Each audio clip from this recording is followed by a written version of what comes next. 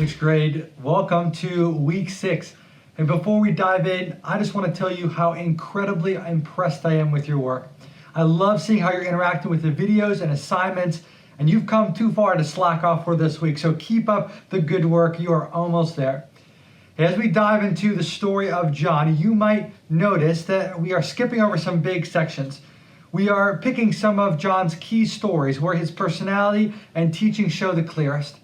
Some of these stories we read in Mark or in Matthew, and others we haven't. If I could just encourage you with one thing, if you feel like you have extra time in your extra long summer break, spend some time reading through the book of John beginning to end, and it will absolutely not disappoint. Anyway, let's quickly recap. We left off with the story of Lazarus. He was incredibly sick. He even died. But his friend Jesus came and rose Lazarus from the dead. We saw that this was a picture of two things. First, we saw this as evidence of Jesus' strong power and gentle care.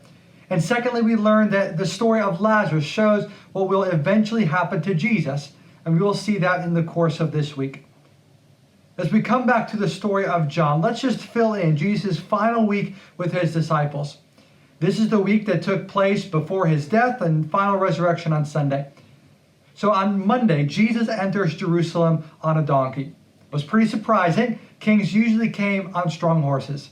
But Jesus' kingdom is a bit different. And more on that later. On Monday, Jesus cleans out the temple. We don't read about that in John, but Mark describes this event. And the result is a group of Pharisees that are thoroughly ticked off.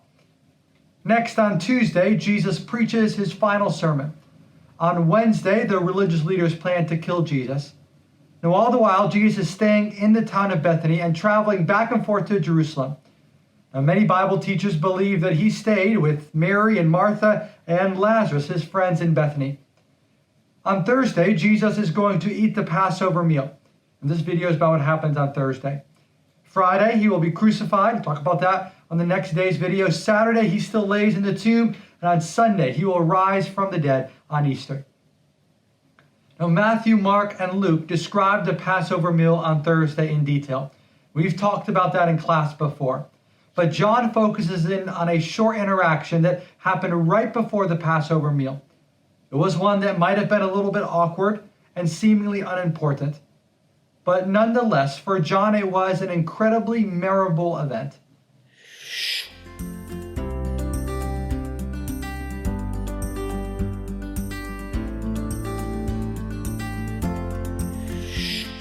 In John chapter 13, the disciples and Jesus come into an upper room for the Passover feast. Jesus is most likely wrapping up some teaching. We see that in John chapter 12. John tells us that they sit down, but then something startling happens. Jesus gets back up, he grabs a towel, he bends down, and he starts washing the disciples' grimy feet. The disciples must have been in total shock. This was entirely unheard of. A wife might wash her husband's feet. Children might even wash their father's feet. Disciples may wash their master's feet. In all of these cases, it would be a surprising sign of great loyalty and love. Normally speaking, foot washing was done by a slave. In fact, a Jewish slave would not be asked to wash the people's feet. That task was given to a foreign slave, just because it was so gross. I mean, today we might compare it to you flossing someone's teeth after they had eaten a fair share of spare ribs. It is just absolutely disgusting. Disciples must have been embarrassed that they didn't find a slave to wash Jesus' feet. They must have been convicted that they weren't willing to wash Jesus' feet. And they must have been confused that Jesus, their teacher, was washing their feet right now. But no one moved. No one said anything until Jesus came to Peter.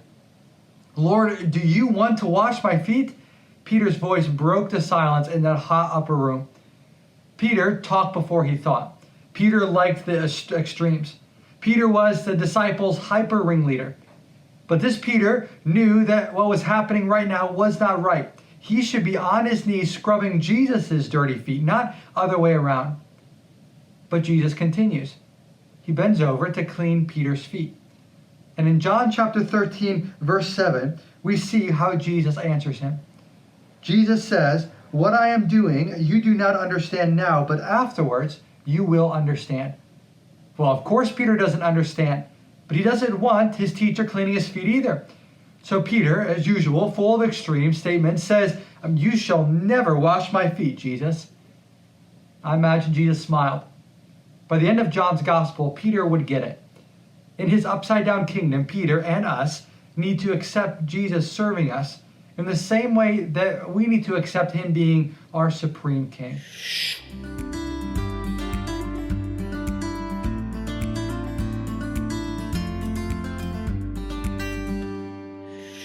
Jesus ended up washing Peter's feet.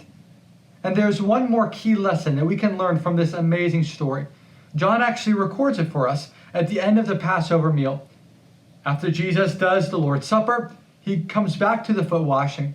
He wants to make sure that the disciples understood this living object lesson. In the cool of the evening, as the band of disciples heads back on the road to Bethany, Jesus summarizes his main idea. In John 13, verse 34, Jesus says, a new commandment I give to you, that you love one another, just as I have loved you. You are to love one another. Young disciple John was so impacted by this statement that it would become a theme in his letters to churches decades later when he is an old man. He saw that Jesus really loved. He did so humbly, graciously, and eventually 100% sacrificially. That's how the disciples were called to love one another, and that's how we're called to love as well.